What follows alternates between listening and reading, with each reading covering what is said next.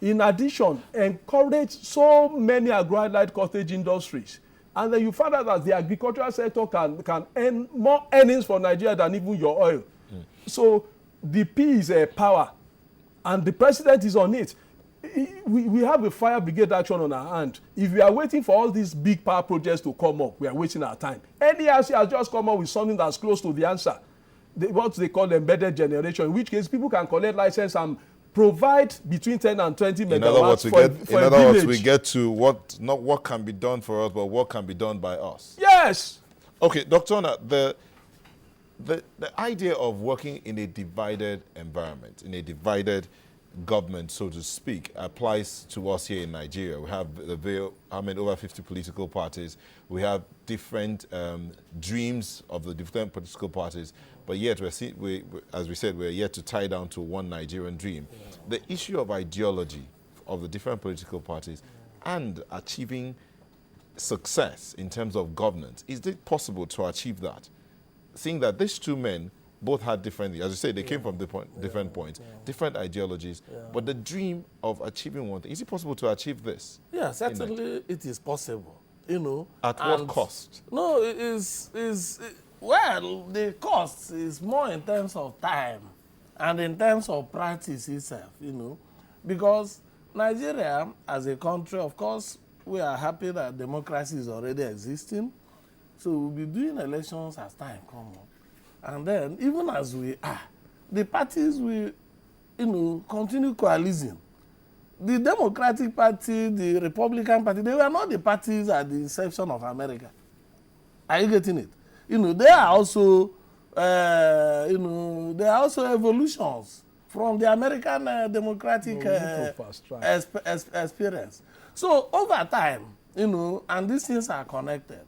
As we keep defining the Nigerian dream, in terms of those things that keep us together, those things that, we are working for, then the parties also will start having their own approaches. Who to will those define things. this Nigerian dream? These things, they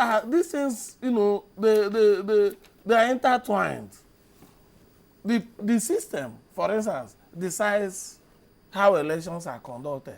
And then the participants in the elections also decide how they approach the elections. So as you keep doing elections will be affecting you, you will be affecting elections until you get to the point where, we can. Are you sure we'll not be going another 148 years? No, we don't need to go. We don't need to go. We need to fast track. We don't need to go 100 or 224 years as the Americans have gone. As I always say, we don't need to reinvent the wheel.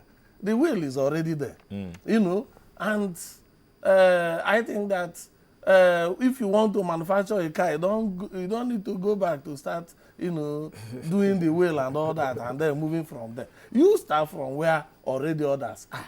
Americans have come this far. We have seen everything that they did in the elections. We have seen how the parties approach the elections. Very bitter elections. This kind of elections in Nigeria by now would have been counting how many dead, would have been counting how many houses burnt, would have been counting so many other losses, But it is so interesting, that even though you could see the disappointment in the faces of the Romney group, yes. And then you could see some triumph in the faces of the Obama group, but all the same, it's obvious that America is coming back together, And I think ultimately this is where we ourselves must move. Dr. Omolayole, yes. Moving forward.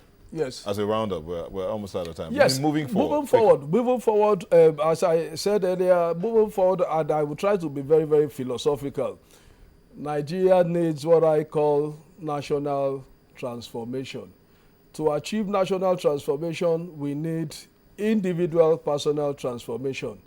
What is key in our individual personal transformation is to go back to our core ethic values, where mentoring starts from home. Today, there is nothing like mentoring going on. People don't have role models. So when you are talking about personal transformation, you are starting from the mind. It is your mind that dictates what you say. It is what you say that dictates your actions. Your collective actions become your habit. Okay. Your habit become your attitude to character, which means we need what we call visionary leadership and good governance. All right. So that Dr. Anna, we're out of time. Dr. Anna, please, quickly. Yes. You're closing. Yeah, well, I thank the Americans. I congratulate them on this big achievement, you know, and I also want to tell Nigerians that this is what we can also do here. All right. Thank you so much. Yeah. Well, thank you, Dr. Emmanuel Ona, political scientist, for coming on the program, and Dr. Gbenga Omolayole, thank you for coming on the program.